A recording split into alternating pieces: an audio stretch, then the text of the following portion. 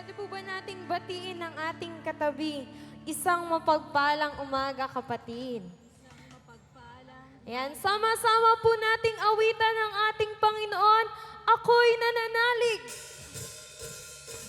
Palakpak po natin ang ating mga kamay.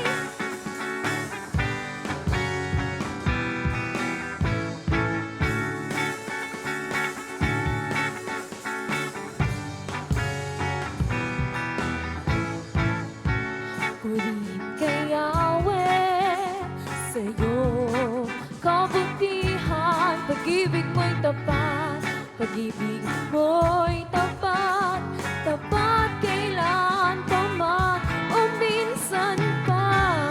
Purihin kay Yahweh, sa'yo kabutihan, pag-ibig mo'y tapat, pag-ibig mo'y tapat, tapat kailan pa man. Purihin ka, Panginoon, sambahin ka, o aming Diyos, nananalig sa'yo. Manahan ka, sa buhay ko tataas, ikaw, Panginoon. Purihin ka, minsan pa purihin kay Yahweh.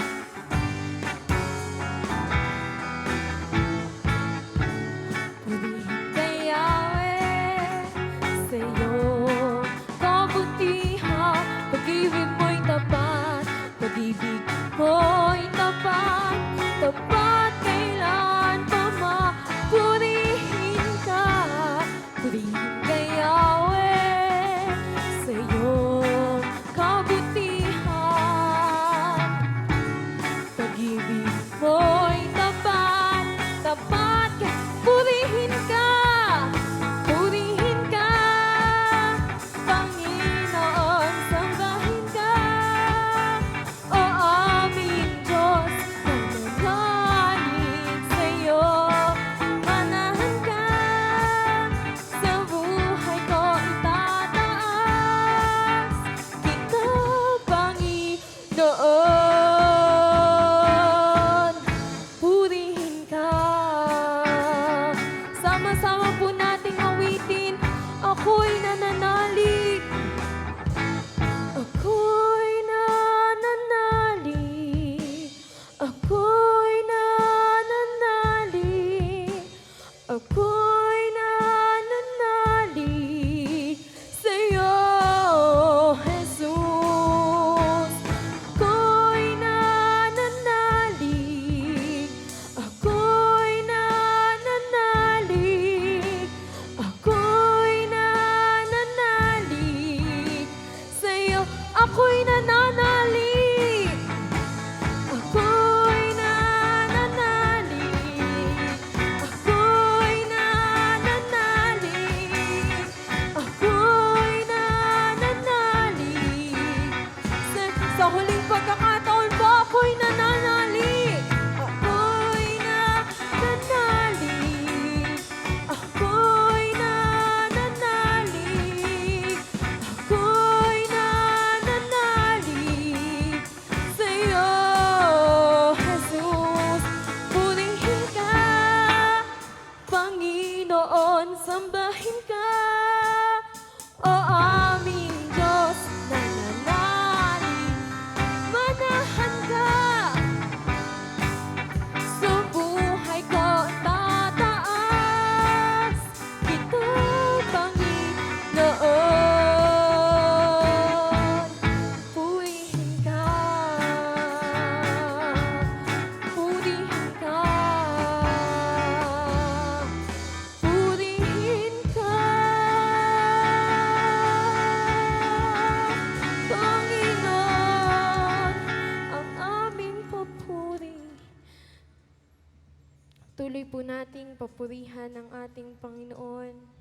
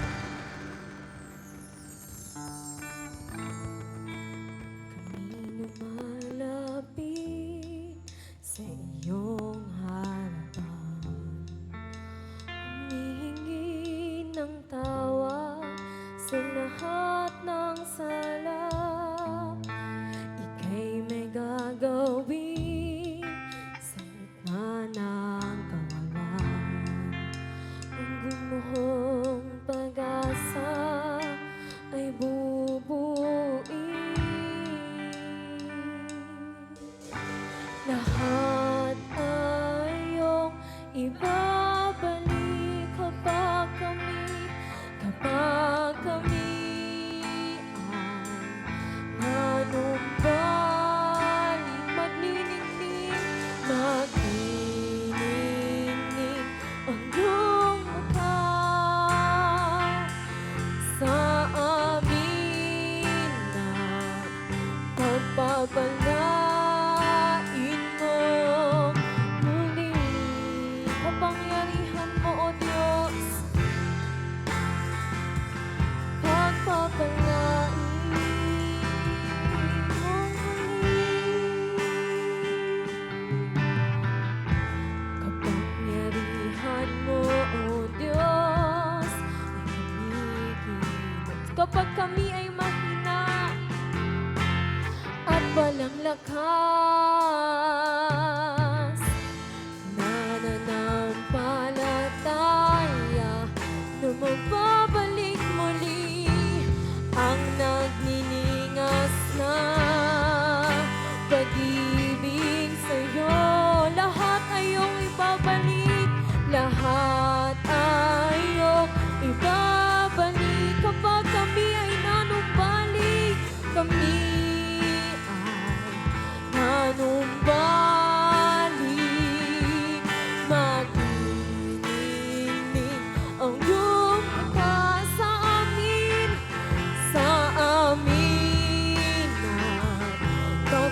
at lahat ay iyong ibabalik, lahat ay iyong ibabalik kapag kami ay nanumbalik.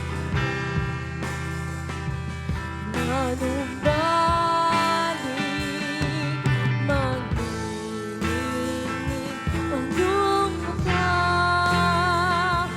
sa amin at pagpapalain mo muli. Oh, pagpapalain.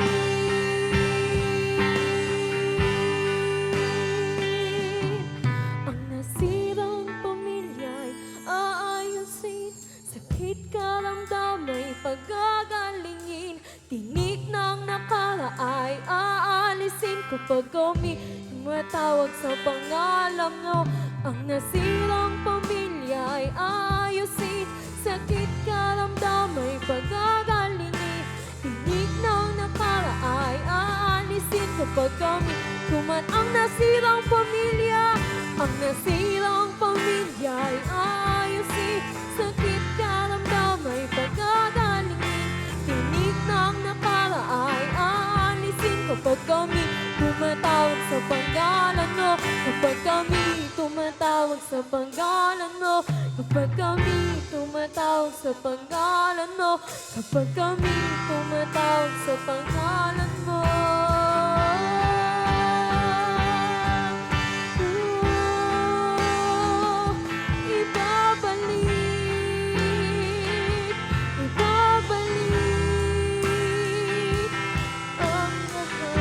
Pwede po ba nating itaas ang ating mga kamay? Lahat ay iyong ibabalik kapag kami ay nanumbalik.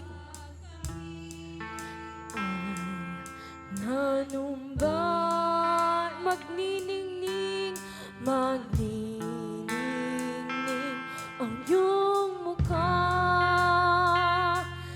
sa amin at lahat ay iyong ibabalik, lahat ay iyong ibabalik kapag kami ay nanumbalik.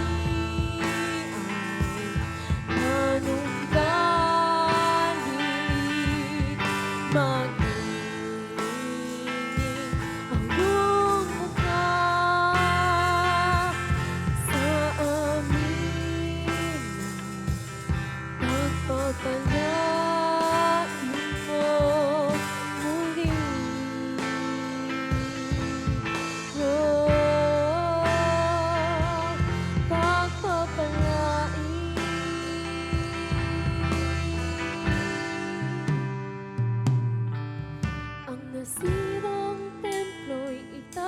sa'yo muli. Relasyong nawalay, pagbubuklo rin. Dating pag-ibig sa'yo mag-aalab muli.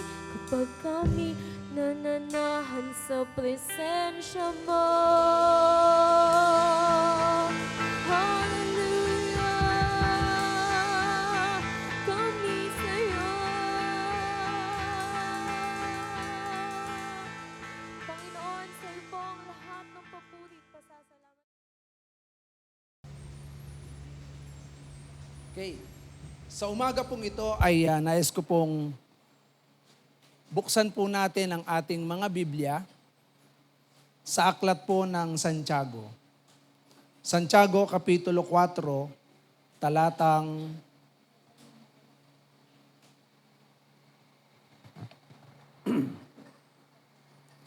7 hanggang 10.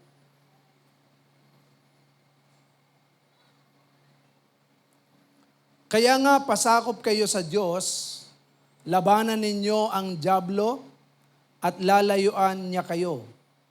Lumapit kayo sa Diyos at lalapit siya sa inyo. Hugasan ninyo ang inyong mga kamay, kayong mga makasalanan. Linisin ninyo ang inyong puso, kayong pabago-bago ang isip. Maginagpis kayo, umiyak at tumangis. Palitan ninyo ng pagluha ang inyong tawanan at ng kalungkutan ang inyong kagalakan.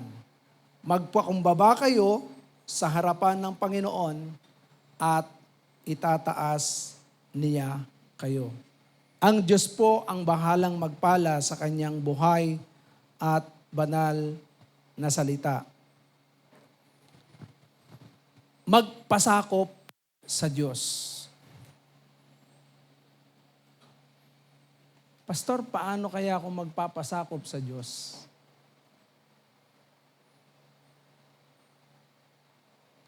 Sa buhay ng tao ay maraming sariling desisyon, sariling disposisyon, sariling reaksyon, at sariling aplikasyon. Ito ang tao. May sariling buhay.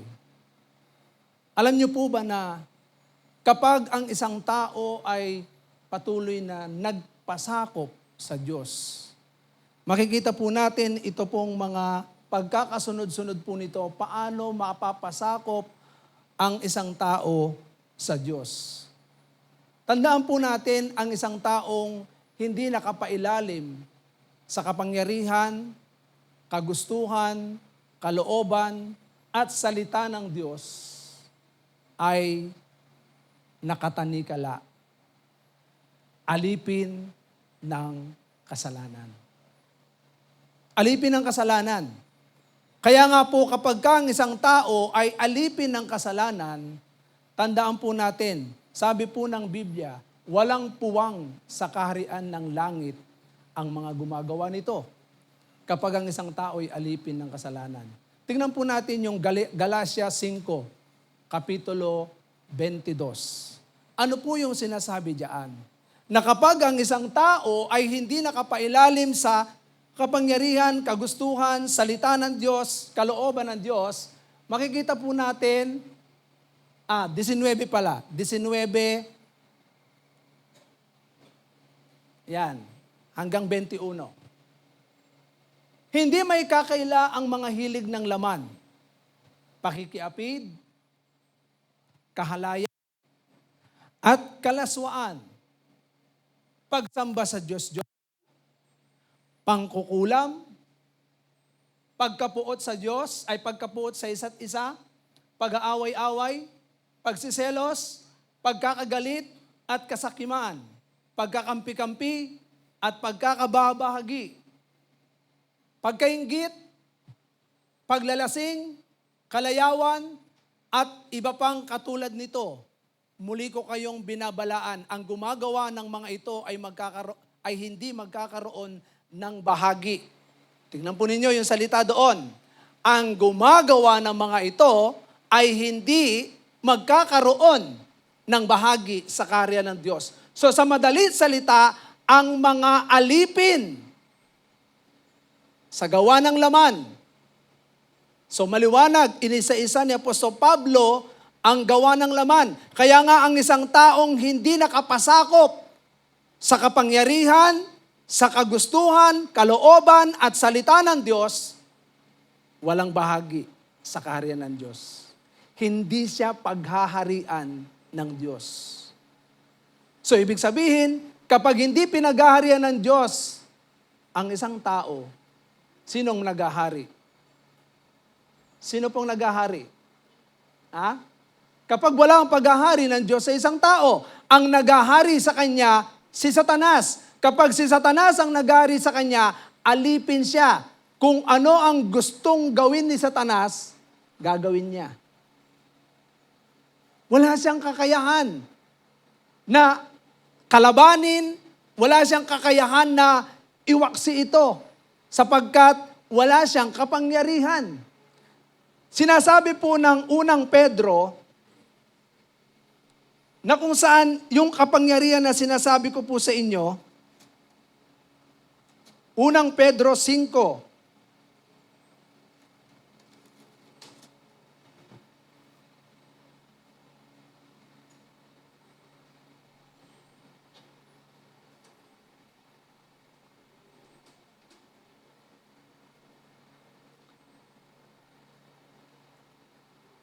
talatang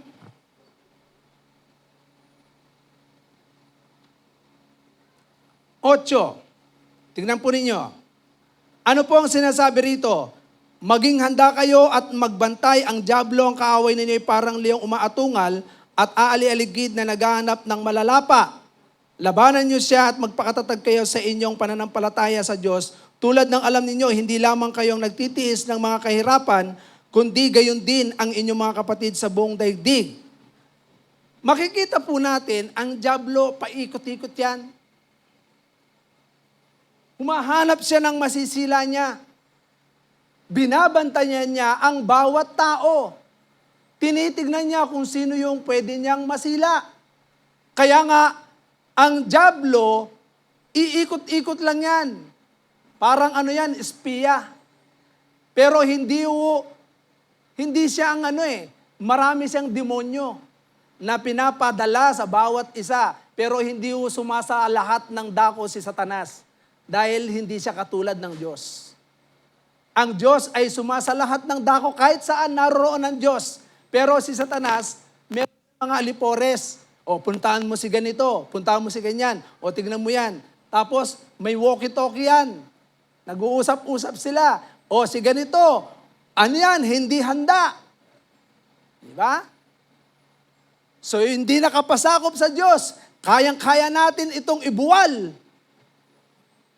Diba? Kaya tingnan po ninyo, maliwanag ang sinasabi ng Biblia na kailangan ang isang tao, kung gusto mong mapaglabanan ang gawa ni Satanas, kung gusto mong mapaglabanan ang kasalanan, tandaan po ninyo, ang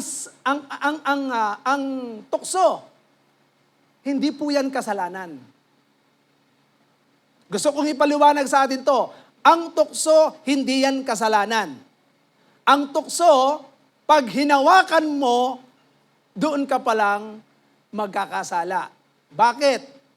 O, punta po tayo sa science. Ewan ko kung alam po ninyo yung law of magnetism. Law of magnetism. Ang magnet, pagka meron pong metal, lahat ng klase ng metal, dumidikit po yan. Merong tinatawag na law of magnetism, yung tinatawag na magnet, ang magnet, meron ding hangganan niyan, yung magnetic field. Halimbawa, ito po ang magnet. Ito ang magnet. O ito na lang po yung magnet. Sample na lang. Ito po yung magnetic field. Yung hangganan ng magnet na kung saan kapag ito ay hinawakan ko, dahil meron akong metal, Kumbaga, property ng metal, pag hinawakan ko yan, hihigupin ako ng magnet. Ganon din po ang kasalanan. Ito ang kasalanan, ito ang tukso. Hindi ka magkakasala hanggat hindi ka lumalapit diyan. Kapag ka alam mong tinutukso ka, lumayo ka diyan. Layuan mo yan. Pero kapag ka tinutukso ka at nagpatukso ka, hinawakan mo yan. Tiyak, hihigupin ka niyan. Bakit? Sapagkat ang tao ay merong likas na kasalanan. Meron tayong human nature, sinful nature. Yung kalikasan ng tao na pagiging makasalanan, dito natin makikita na kapag ka lumapit ka sa tukso, tiyak, tayo ay hihigupin yan.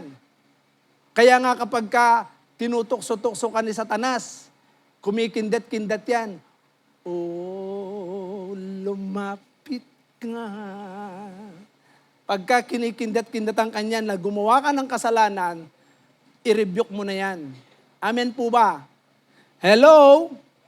Huwag nating hahayaan ang kasalanan ay pagharian tayo. Amen po ba? Amen po ba? So, tingnan po ninyo. Balik natin doon sa Galatians 5 verse 19.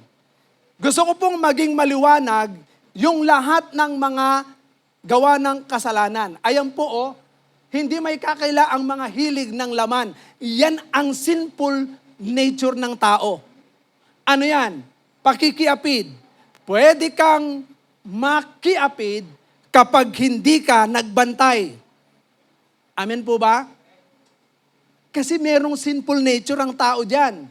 May kahinaan ng tao dyan. Babae o lalaki. Kaya nga makikita natin, mapapansin natin, kailangan maging maingat ang lalaki, kailangan maging maingat din ang babae. Kasi meron sinful nature ang tao dyan. Kahalayan at kalaswaan.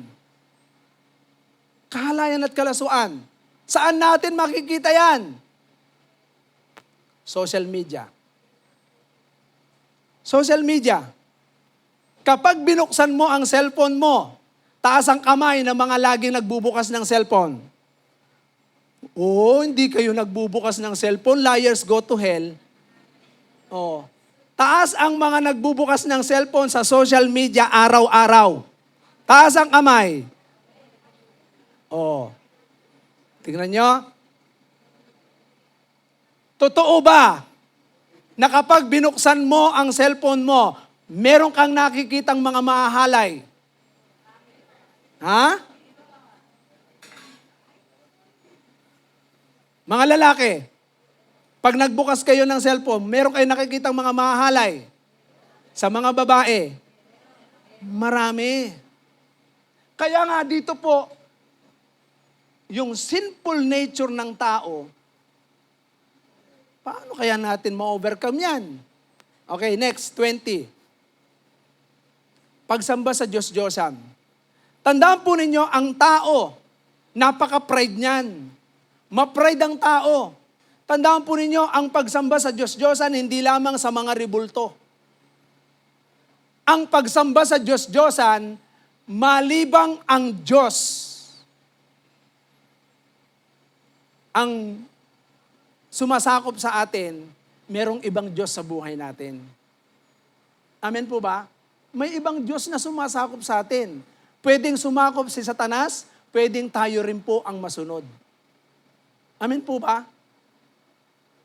Marami pong pwedeng maging Diyos-Diyosan ang tao. Kayamanan, katanyagan, maging yung babae o lalaki sa buhay niya. Pwedeng maging Diyos-Diyosan yan. Tandaan po ninyo, ang pagsuway sa Diyos ay Diyos-Diyosan.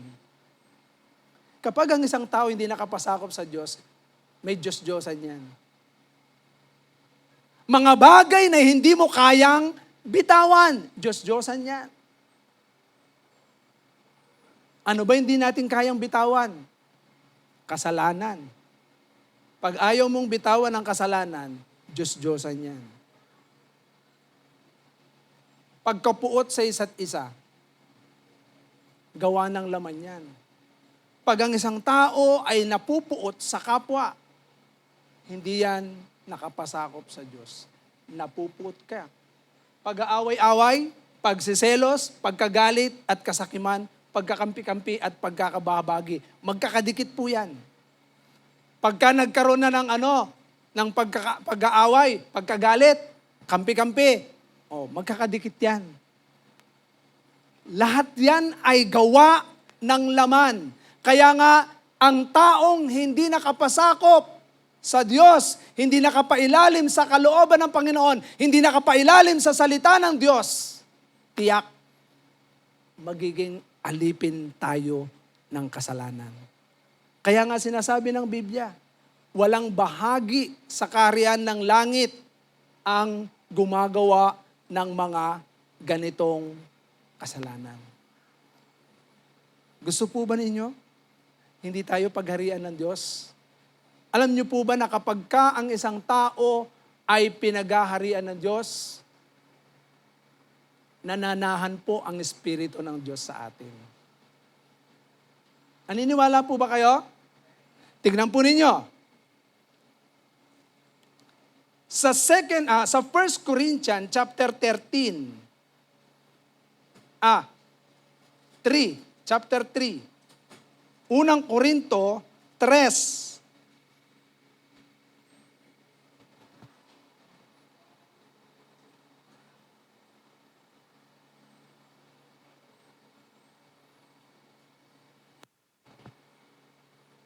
sa 3:16, tingnan niyo.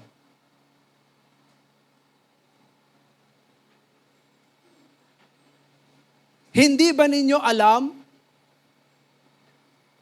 na ang katawan ninyo, tingnan po ninyo. Hindi ba ninyo alam na kayo'y templo ng Diyos at naninirahan sa inyo ang kanyang Espiritu? So mananahan ang Espiritu ng Diyos kapag ang isang tao ay nagsimulang magpasakop sa Diyos. Amen po ba? Amen po ba?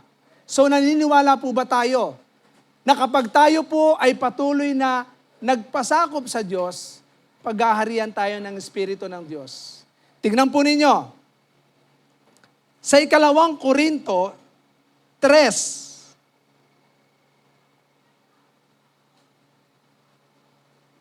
17. 2 Korinto 3:17. Ang Panginoong binabanggit dito ay ang Espiritu. At ang Espiritu ng Panginoon ang nagbibigay sa atin ng kalayaan. Hello? Kapag ang Espiritu ng Diyos ay nanahan sa isang tao, magsisimulang makalaya ang tao sa pagkaalipin. Ayan nagbibigay sa atin ng kalayaan. Verse 18.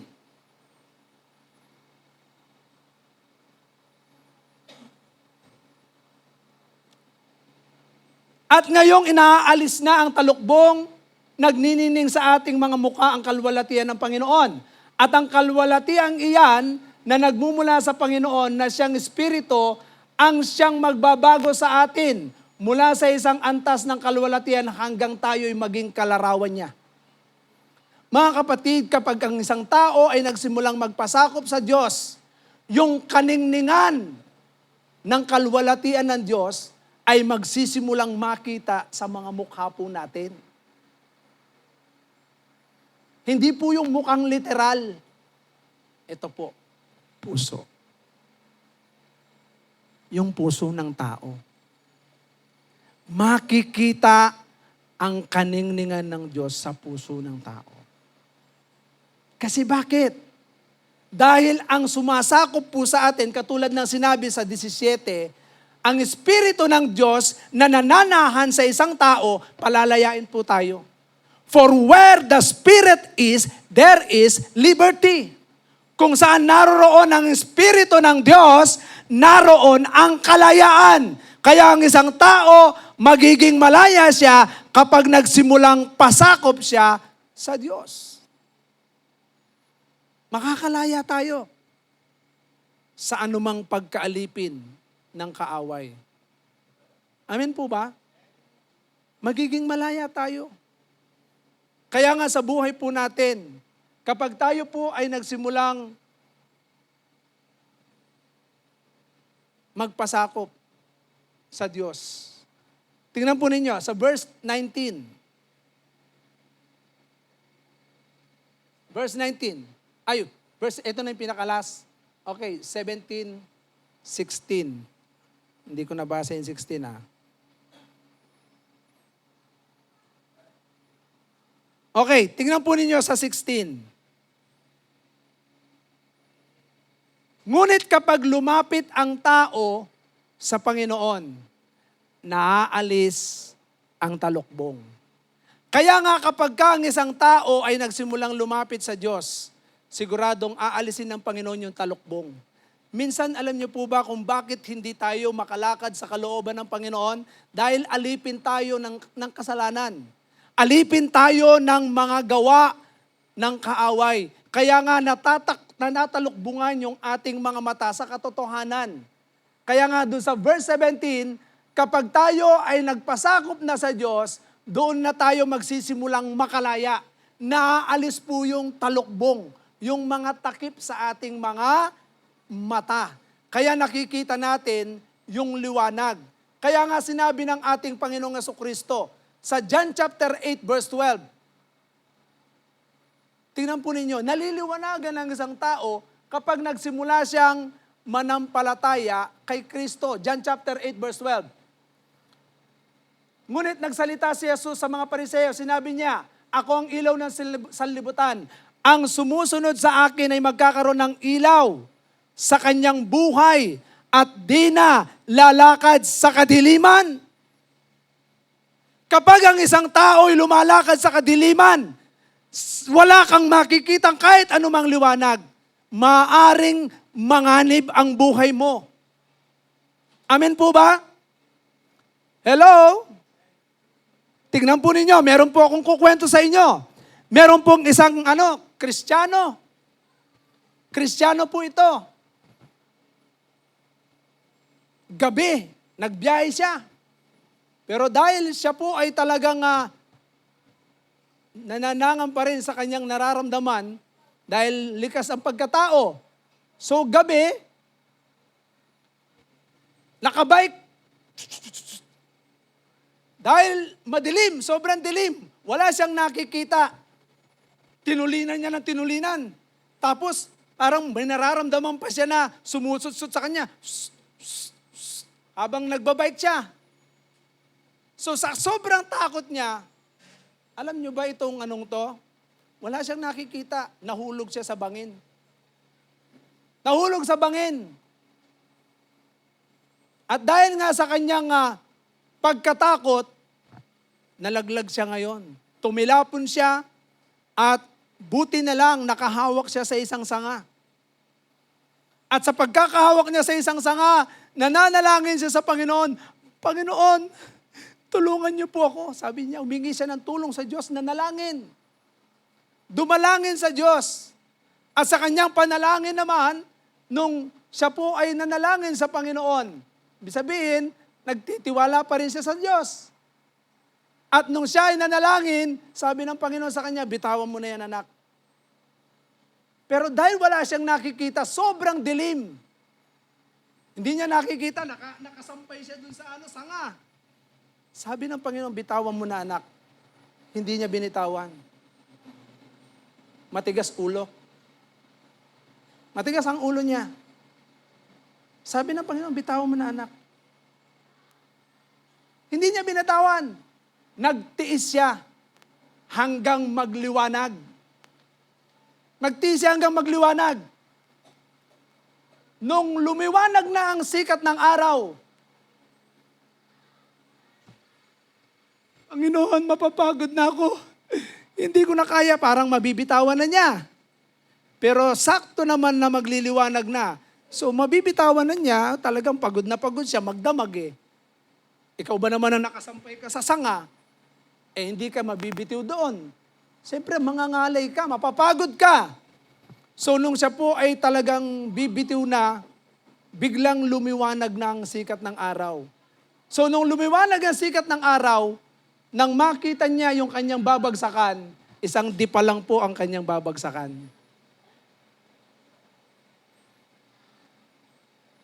Isang dipa lang. Tingnan niyo ang nangyayari sa isang tao pag hindi nakapasakop sa kalooban ng Diyos at sa salita niya. Hindi ba napapahamak? Hindi ba nahihirapan? Gusto po ba ninyong mahirapan? Ha? Maging matigas ang ulo natin sa Diyos. Ayaw nating magpasakop sa kalooban niya. Ayaw nating magpasakop doon sa gitna ng kanyang salita. Maliwanag ang sinabi niya rito sa John 8:12. Sabi niya, ako ang ilaw ng sanlibutan. Ang sino mang sumasampalataya, sumusunod sa akin, ay magkakaroon ng ilaw sa kanyang buhay. At di nalalakad sa kadiliman. So ibig sabihin, ang taong nakapasakop sa gitna ng kalooban ng Panginoon, maliwanag ang buhay. Amen po ba? Malaya siya. Miro mo, nakasabit ka sa sanga, nagsasalita na ang Diyos sa iyo, anak, bitawan mo na yan. Gusto niyo po bang mahirapan tayo sa buhay natin? Hindi natin kailangang mahirapan sapagkat nagsasalita ang Diyos. Gusto niya tayong maging malaya. Galatia 5:1. Ano sabi ng Galatia 5:1? Tayo po ay pinalaya na ni Kristo. Amen po ba? Tingnan nyo, malaya na tayo dahil pinalaya tayo ni Kristo. Kaya magpakatatag kayo at huwag nang paalipin pang muli. Mga kapatid, yung ginawa ni Kristo sa krus ng Kalbaryo, pinalaya po tayo sa pagkaalipin sa kasalanan. Lahat ng kasalanan na meron tayo, kung tayo ay magpapasakop kay Kristo, sasampalataya kay Kristo, lahat yan ay kinalag na ng ating Panginoong Jesucristo. Amen po ba? Sabihin mo sa katabi mo, malaya ka na kapatid.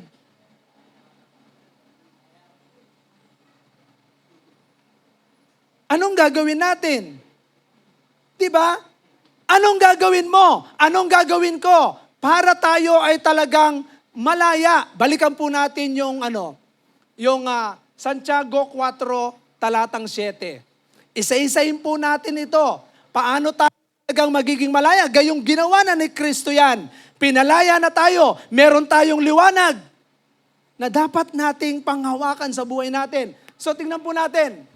Una, kaya nga, pasakop kayo sa kapangyarihan ng Diyos, labanan ninyo ang dyablo at lalayuan kayo nito. Mga kapatid, ang isang tao na nakapasakop sa kapangyarihan ng Diyos, ang kapangyarihan ng dyablo kailanman ay hindi magtatagumpay. Bakit? Sapagkat tayo po nasa ilalim ng kapangyarihan ng Diyos. Anumang tukso ang gawin ni Satanas. Parang si Si Jose. Nung siya po ay tuksuin ng asawa ni Potiphar, maganda ang asawa ng gobernador, maganda ang asawa ng mga nung unang panahon kasi bago sila maging asawa talagang mula ulo hanggang talampakan yan. Pinapahiran yan ng langis para talagang lumambot yung kanilang buhok, lumambot yung kanilang mga balat. Talagang sobrang ganda yan. Pinapahiran ng mga ointment oil. Nilalagyan ng efficacent oil. Joke lang po. Hindi, hilot-hilot yan para talagang maganda. Tingnan po ninyo, anong ginawa nung asawa ni Potiphar? Sabi niya, sipingan mo ako. Anong ginawa ni Jose? Ginawa ni Jose, tumakbo. Hindi tumakbo papalapit Tumakbo siya papalayo. Pero nung siya ay tangkang lumayo, hinablot yung kanyang balabal. Tingnan mo ang dyablo. Dahil ikaw ay ayaw mong gumawa ng masama, hinablot.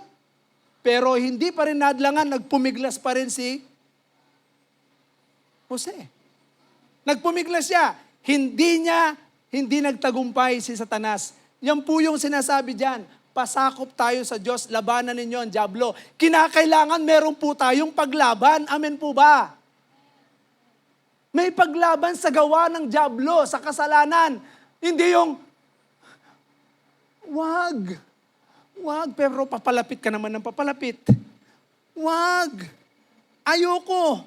Tapos mamaya, toing, biglang itagay mo. Tandaan po ninyo, naranasan ko rin po yan. Na yung tukso ng kaaway, nandyan lagi yan. Pagka yung malakas din po akong uminom noon. Pagkatapos magturo ng pastor noon, sa Bible study, sabihin ko sa inyo, pagkatapos yan, ang tukso nandyan na, ang laki nung aming iinumin. May tenga pa yon. Talagang imported pa. Mas masarap ang imported na alak kesa dun sa mga local Pundador. Pambira, sarap inumin nun. Grabe, pagkatapos ng Bible study, papalakpak na yan. Palakpak din ako. Palakpakan yung mga pagka pumalakpak, may pumalakpak na. Alam niyo po ba, sinyalis na yon. Pumalakpak, ibig sabihin, parang nagtatawag ng kalapati yan. Palakpak ka ng kalapati. Tik, tik, tik, tik, tik, tik, tik. Mga kalapati, lumilipad yan. Ganon din po yung mga manginginom sa amin noon. Pag pumalakpak yan, senyas lang. Alam na kung ano yung senyas. Labasan na lahat yun. Hindi natin dapat lapitan. Lumayo tayo. Dapat pasakop tayo sa kapangyarihan ng Diyos. Amen po ba? Mamaya, ipapaliwanag ko paano tayo magkakaroon ng kapangyarihan. Tandaan po natin, wala tayong kapangyarihan para labanan ng dyablo. Maliban, tayo po ay magpasakop kay Kristo. Tandaan po natin, Luke chapter 10, verse 19. Ano ang sinasabi ni Kristo? Luke 10:19. Lucas 10:19. Binigyan ko kayo ng kapangyarihan tapakan ng mga ahas at mga alakdan at lahat ng kapangyarihan ng kaaway at walang makapananakit sa inyo. So ibig sabihin, ang dyablo, hindi tayo kayang gawan ng masama. Kaya nga ang Diyos ang bahalang kikilos sa atin kapag nakapasakop tayo sa kalooban at kagustuhan ng Panginoon. Amen po ba? Amen po ba? So, tingnan po ninyo, yung kapangyarihan yan, sa Matthew 28 verse 18, tingnan po ninyo, sinabi ng Diyos, ibinigay na sa akin ang lahat ng kapangyarihan. So, yung binigay sa atin ng Panginoon na yan, yan din po yung kapangyarihan na mula sa Diyos. Amen po ba? Matthew 28:18. Tingnan nyo, lumapit si Jesus at sinabi sa kanila, ibinigay na sa akin ang lahat ng kapangyarihan sa langit at sa lupa. So ibig sabihin, wala nang ibang mas makapangyarihan sa Kanya, maging si Satanas walang kapangyarihan. Kaya kapag nakapasakop tayo sa Diyos, katulad nung sinabi sa Luke 10:19, binigyan tayo ng kapangyarihan ng Diyos. Amen po ba? Kaya pasakop po tayo sa Diyos. Mapaglalabanan natin ang gawa ng dyablo. Okay, balikan natin yung sinasabi sa Santiago 4:7. Yan po yung una nating hakbang para mapaglabanan po natin ang gawa ng dyablo. So, pasakop.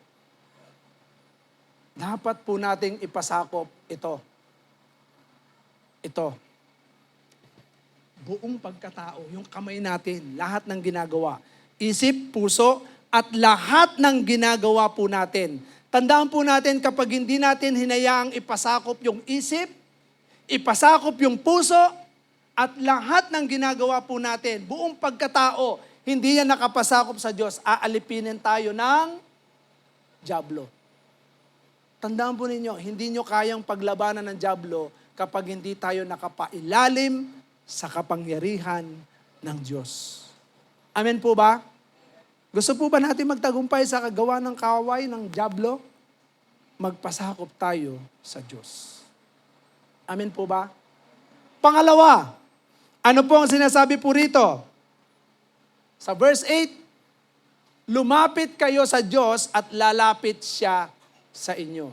Mga kapatid, tandaan po ninyo kapag ang isang tao hindi lumalapit sa Diyos, hindi lalapit ang Diyos sa atin.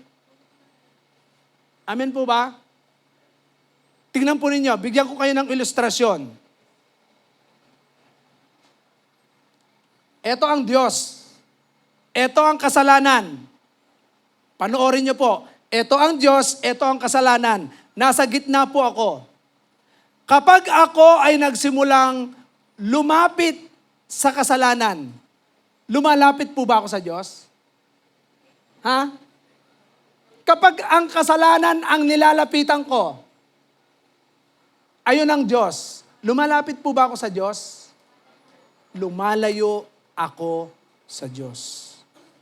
Kinakailangan po tayong humakbang papalapit sa Diyos.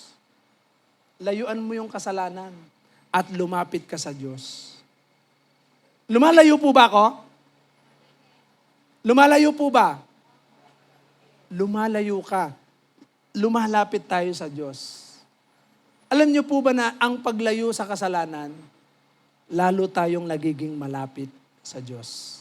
Pero kapag lumalapit tayo sa kasalanan, lumalayo tayo sa Diyos. Maniwala kayo. Hindi ho natin mapagtatagumpayan ang dyablo kapag kasalanan ang nilalapitan natin. Pastor, marami akong problema eh. Mga kapatid, balikan mo ang salita ng Panginoon. Matthew 11:28. Pag marami tayong problema, pag hindi na natin kaya ang buhay natin, sino ang lalapitan natin? Ano ang sabi ng Panginoon? Sabi ng Panginoon, lumapit kayo sa akin. Hindi sinabi ng Biblia, lumapit kayo sa kasalanan. Gumawa ng kasalanan. Kundi lumapit. Sinong nagsasalita? Sinong nagsasalita? Ang Panginoon. Ang tao kapag hindi siya nakapasakop sa kalooban ng Panginoon, hindi mo alam yan. Hindi mo maintindihan yan. Kundi lalapit ka sa kasalanan. Mga kapatid, tingnan po ninyo, kayong lahat na nahihirapan at nabibigat ang lubha sa inyong pasanin at kayo'y bibigyan ko ng kapahingahan. Only God. Siya lang po. Pinalaya na tayo ng Panginoon sa lahat ng mga kahirapan, kabiguan, kalungkutan. Tayo po ay binibigyan ng Panginoon ng kapahingahan. Gusto ng Panginoon maging mapayapa tayo sa buhay natin. Amen po ba? Kaya nga, sinabi ba ng Panginoon, pag marami kang problema, lumapit ka sa kasalanan? Hindi. Sabi ng Panginoon, lumapit tayo sa Kanya. Layuan mo ang kasalanan. Sapagkat habang lumalapit tayo sa Panginoon, nagtatagumpay tayo. Hello? Amen po ba? Kaya kapag tayo maraming problema, lapitan mo ang Diyos. Lapitan mo ang Diyos. Huwag kang lalapit sa sino mang tao. Lapitan mo ang Diyos. Sapagkat ang Diyos ang magbibigay ng direksyon para ikaw ay itumpak ng Diyos. Amen po ba? Proverbs 3, verse 5 and 6. Anong sinasabi ng Proverbs 3, 5 and 6? Sinasabi ng Scripture, magtiwala tayo sa Panginoon. Pagtiwalaan natin siya, kapag tayo po kasi ay patuloy na lumalapit, ibig sabihin, nagtitiwala tayo sa Diyos. Kayawi ka magtiwala, buong puso at huwag kang mananangan sa sariling karunungan. Verse 6, sa lahat ng iyong gawain, siya nga ay alalahanin upang ikay patnubayan sa iyong mga tatahakin. Mga kapatid, maliwanag ang Scripture. Ang isang taong nakapasakop sa kalooban at kapangyarihan ng Diyos, nagtitiwala sa Diyos, siya ay lumalapit sa Diyos palagi. Amen po ba? Kaya kapag tayo po ay patuloy na lumalapit, tiyak, lalapit ang Diyos sa atin. Amen po ba?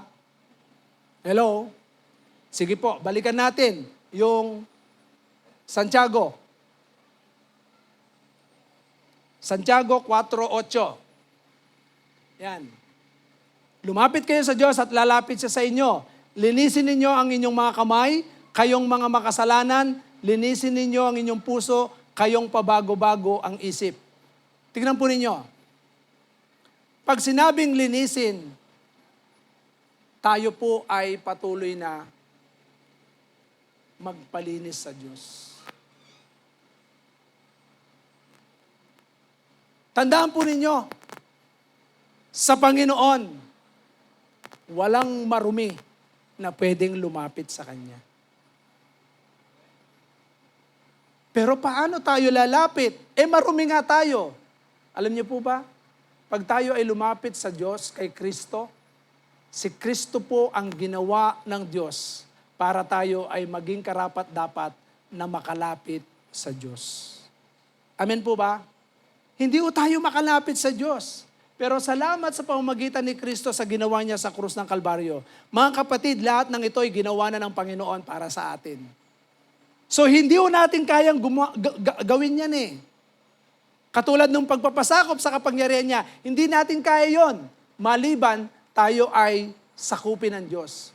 Kung tayo ay magpapasakop at lalapit, hindi rin tayo makakalapit sa Diyos kapag hindi tayo lumapit sa Kanya at sa pamamagitan ng biyaya niya. Wala ho tayong sariling lakas para lumapit sa Kanya. At hindi rin natin kaya linisin yung sarili natin. Ginawa na ng Panginoon yan. Nilinis na tayo sa salitang narinig natin. Sabi ng ating Panginoon sa Kanyang mga apostol. Nalinis na kayo. Kaya yung salitang naririnig po natin, nilinis na tayo. Sa pamamagitan ng Kanyang banal na dugo na nabubo sa krus ng Kalbaryo, tayo po'y malinis na. Amen po ba? Kaya sa atin, kapag nakagawa tayo ng pagkakamali, lumapit tayo sa Panginoon. Panginoon, humihingi po ako ng tawad. Linisin mo ang aking kasalanan. Tandaan po natin ang Panginoon, once na tayo lumapit, nagsisi ng kasalanan, tiyak, patatawarin tayo ng Panginoon. Amen po ba? Tingnan po ninyo yung 1 John 1:9. Yung 1 John 1:9, ang kausap ng Panginoon dito, mga Kristiyano. Amen po ba? Mga Kristiyano ang kausap ng ating Panginoon dyan. Kaya nga, tayo po ay napapatawad kapag tayo ay lumalapit sa Kanya. Sabi dito, subalit kung ipinapayag natin sa Diyos ang ating mga kasalanan, maasahan nating patatawarin tayo ng Diyos sa mga ito at lilinisin tayo sa ating mga kasalanan. Sapagkat siya'y tapat at matuwid. Mga kapatid, hindi tayo perpekto. Sino rito ang matuwid na? Yung perpekto na. Hindi na nagkakasala. Taas ang kamay. Ako lang, wala akong matuwid sa atin. So lahat po tayo ay nagkakasala. Pero salamat sa Panginoon dahil sinabi ng Panginoon sa pamamagitan ni Apostol Juan, lahat tayo, pag nagkamali tayo, lumapit tayo sa Diyos na mapagpatawad. Lumapit tayo sa Diyos na mahabagin. Lumapit tayo sa Diyos na tapat at matuwid na magpapatawad sa bawat isa po sa atin. Amen po ba? Hello?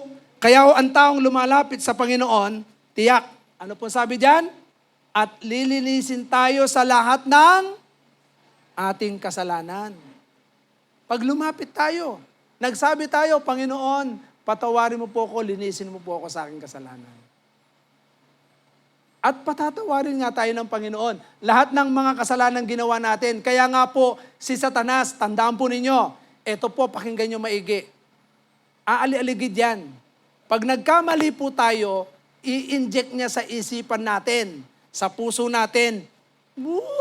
Tas ka pa ng kamay dyan. Praise the Lord ka, gumagawa ka naman ng kasalanan. Galatians 5:1. Balikan po natin. Galatians 5:1. At yung 1 John 1:9. Galatians 5:1, malaya na tayo dahil pinalaya tayo ni Kristo, kaya magpakatatag kayo at huwag nang paalipin pang muli. Mga kapatid, tandaan po ninyo, pinalaya na tayo ng Panginoon sa pagkakasala. Kaya nga hanggat maaari, huwag tayong gumawa ng kasalanan. Amen po ba? Sa isip, sa puso, sa salita, maging yung ginagawa po natin. Huwag nating hayaan na mapaalipin sa ilalim ng kapangyarihan ng dyablo ang kahit anumang mga bahagi ng katawan po natin. Sapagkat pinalaya na tayo. Okay? So, balikan natin yung Santiago.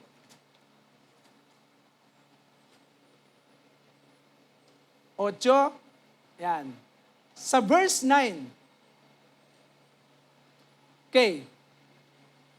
Magginagpis kayo, umiyak at tumangis, palitan ninyo ng pagluwa ang inyong tawanan at ng kalungkutan ang inyong kagalakan. Mga kapatid, minsan ang tao, gusto lagi niyan, yung masaya. Mga kapatid, tayo po ay umiyak sa harapan ng Panginoon. Umiyak tayo. Anong klaseng pag-iyak? Alam niyo po ba yung pag-iyak ng totoong pagsisisi? Yung totoong pagsisisi. Yung totoong pagsisisi, nagtutulak ito sa tinatawag na totoong pagbabago. Yan po yung gustong sabihin diyan. Yung paglilinis, paglapit, tapos ito po maginagpis kayo, umiyak. Yung pag-iyak natin, matapos kang umiyak sa Panginoon, alam niyo po ba, kagalakan ang kapalit nun. Kaya yung taong mga hindi umiiyak sa harapan ng Panginoon, matigas ang puso niyan. Walang transformation. Pero once nagsimula kang umiyak sa Panginoon, tiyak, makikita mo yung pagbabago ng buhay natin.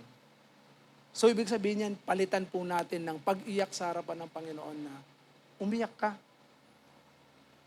Yung sorrow na nandoon, hindi siya sorrow ng kalungkutan na talagang malungkot ka, kundi yung sorrow na ito ay nagtutulak sa atin ng tunay na pagbabago. Amen po ba? Amen po ba?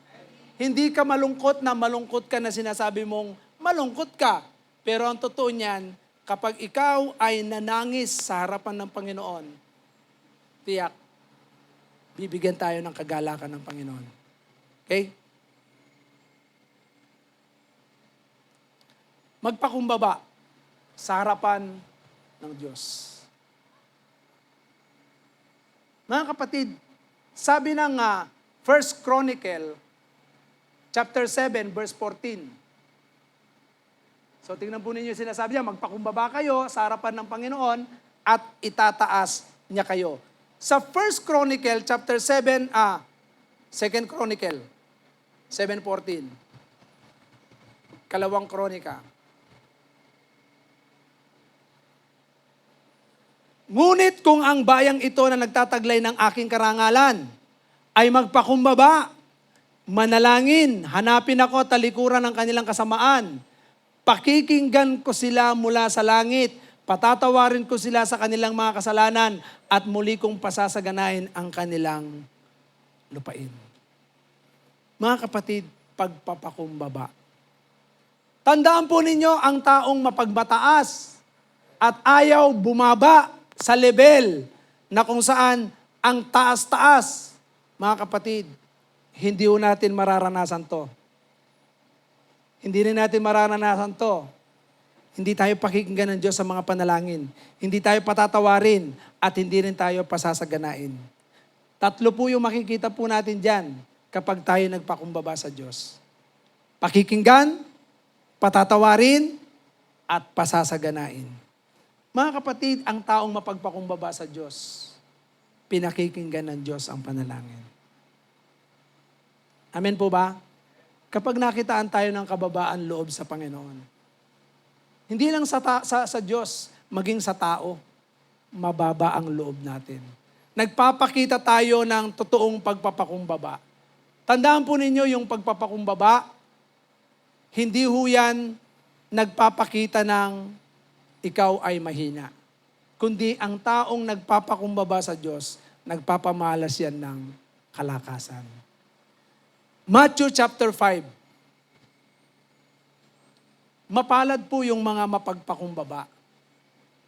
Tingnan po ninyo, sinasabi rito, sa Matthew chapter 5, verse 3 yata, o 5? Verse 5. Ayan. Mapalad ang mga mapagpakumbaba sapagkat mamanahin nila ang daigdig. Tingnan niyo doon sa sinabi kanina doon sa 2 Chronicles 7:14, pagpapalain ko kayo. Di ba?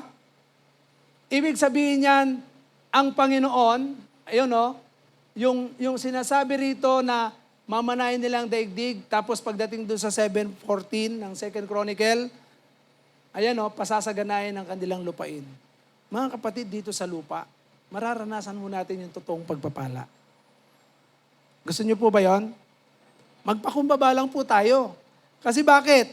Kapag tayo pinagpala ng Panginoon, the more na pinagpapala tayo, the more na tayo ay lalong magpakumbaba. Amen po ba? So tingnan po ninyo ito. Panoorin niyo po itong, naibigay ko ba sa iyo yung video? Meron akong sinend sa iyo eh. May sinend ako sa iyo. Tingnan mo. Panoorin niyo po ito.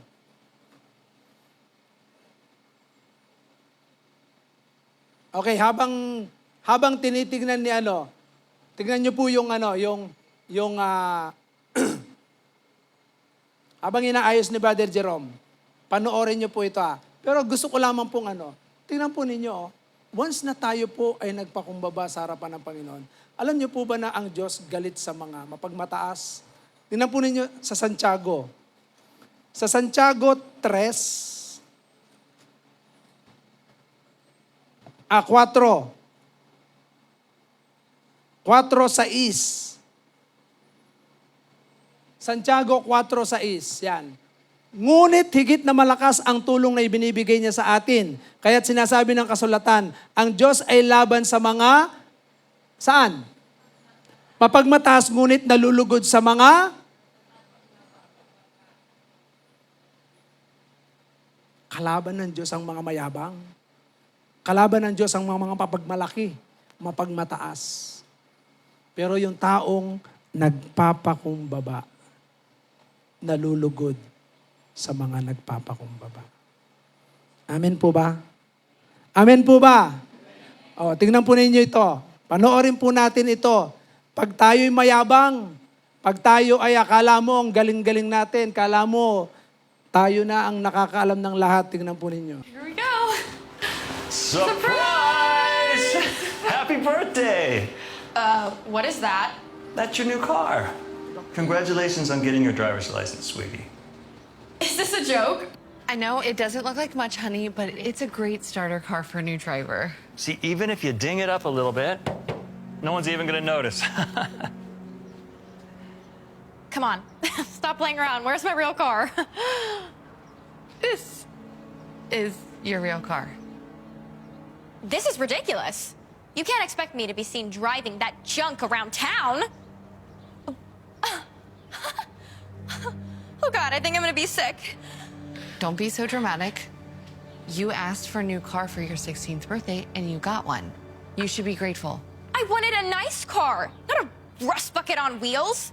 It's not like we can't afford it. Just because we can doesn't mean we should.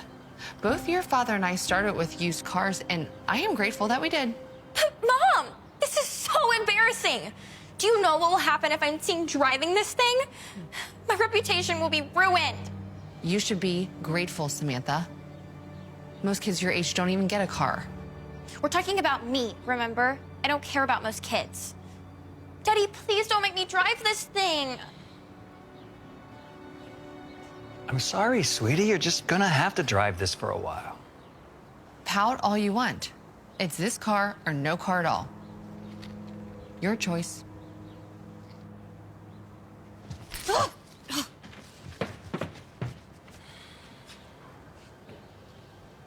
You think we're being too hard on her? We can't give in to her just because she throws a tantrum. She needs to be grateful for what she has. Hey, trust me. I know what I'm doing. Okay. I love this. It's so cute. Hey! Ew. Did you walk here? I thought your parents got you a car for your birthday. Ooh, fun. Can I see it? They did. It's just super expensive, so I parked it far away. So no one dings it. Hey, watch it! I am so sorry. You're sorry? Do you know how much these shoes cost? Obviously, she doesn't. I mean, look at that outfit. What, did it cost you like $10? Well, these are $800 shoes. I'm really sorry, Samantha. I mean, it was an accident. Sorry doesn't fix my shoe. Either you pay me for new ones or clean them right now. What's it gonna be?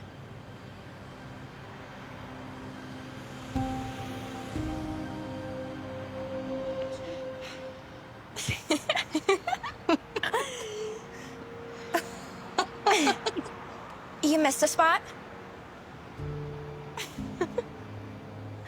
I can't believe you actually did it. What a loser.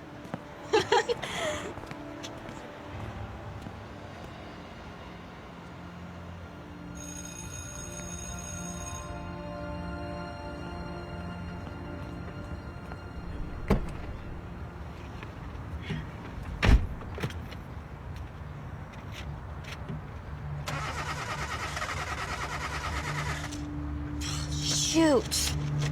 Come on. Harder.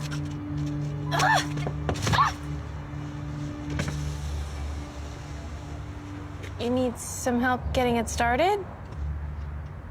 You know about cars? Not all cars, but my dad used to drive this kind of car and I learned some tricks. Pop the hood. Yeah, okay.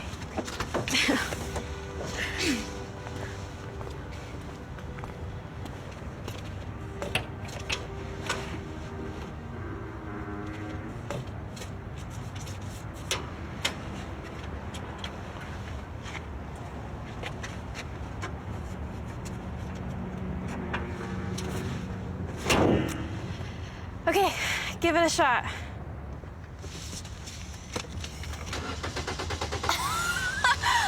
How did you do that? It was just a loose starter wire. Those happen all the time, but it's a very easy fix. Thanks. Seriously, you're a lifesaver. Oh, wait, why are you all the way out here in the first place? Oh, I'm walking home. Cutting through these streets saves me some time. You don't have a car? Nope. Your parents won't give you a ride? Well, my dad just lost his job, so we had to, sell the car in order to make rent for this month. So. Oh, I'm sorry about that. It's okay. Well, you live close by then. I am on 11th by Michigan. That's over 10 miles away. I know. It, takes a while to get there, but it's okay. Aren't you angry at your dad for making you walk? No. I know my dad is trying his best. And besides, it's like my dad always tells me, in life, there's always something to be grateful for. But you don't have a car. But I do have legs, so that's something.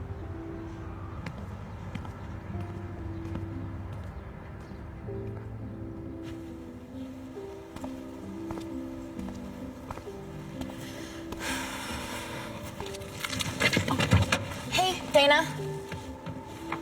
Samantha? What are you doing here? I asked around for your address. I figured since you helped me, the least I could do was give you a ride this morning, especially after how awful I was to you yesterday. Really? You'd risk being seen with me? Yep, and not just today, because I'm giving you a ride every day until your dad buys a new car. That's really sweet of you, but, I don't want to be a burden. I mean, who knows how long it'll take my dad to make up that kind of money. Not as long as you think. Last night I told my father about your situation. Oh. Turns out his company's hiring. He said he'd love to give your dad the job, if he's interested, that is. Really? Yeah, it's a really great job and pays well. At least that's what my dad said. So it shouldn't take long for things to turn around for you and your family. I don't even know what to say. Thank you, Samantha. I mean, this is going to change our lives.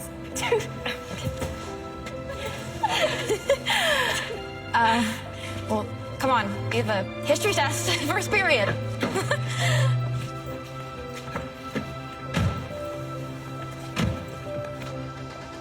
We have a pretty great daughter, don't we? Well, Well, what? is there something you'd like to admit? Yes, you were right, as always, dear.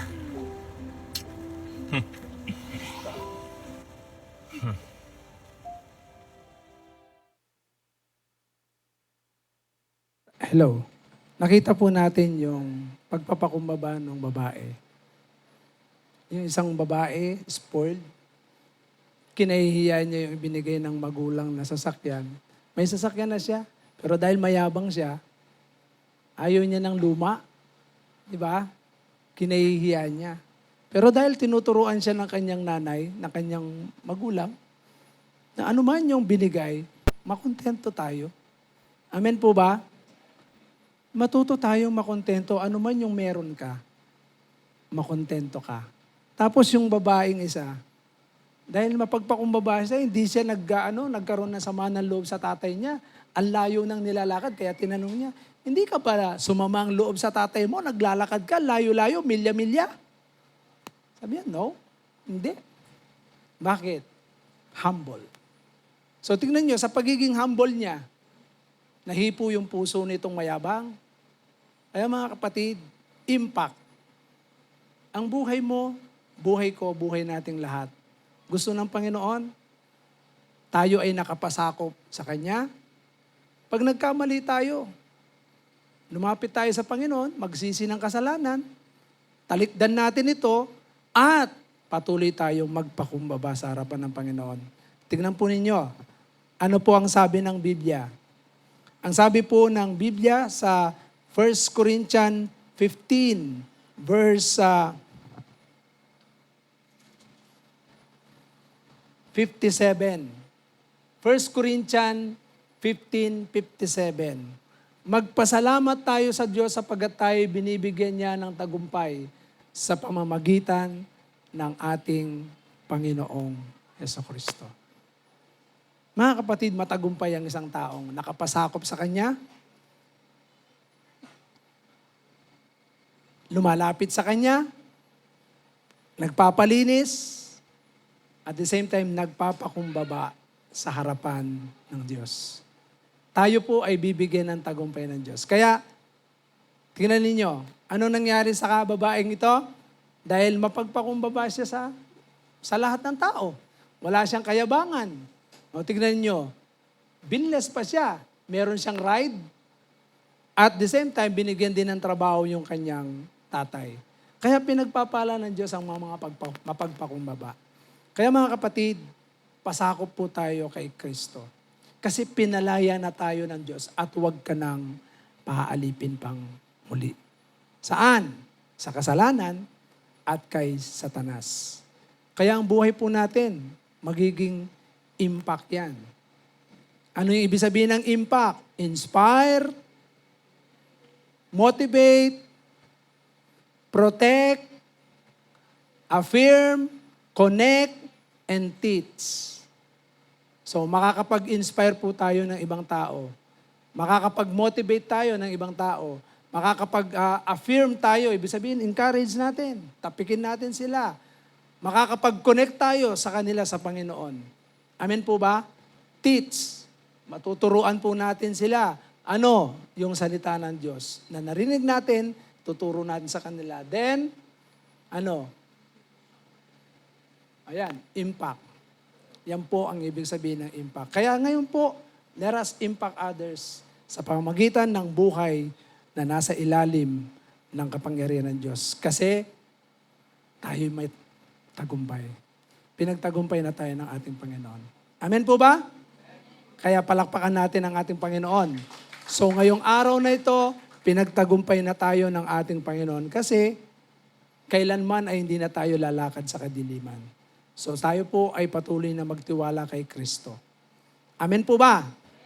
Kapag lumalapit ang kasalanan, iwaksin na natin yan. Sabi doon, palayasin natin ang dyablo at lalaya siya sa atin.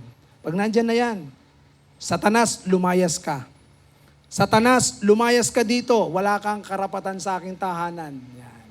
Pag nakikita ho natin yung gawa ng kaway, palayasin mo na yan at huwag mo nang hayaan na mamayani pa maghari sa loob ng tahanan. Amen po ba?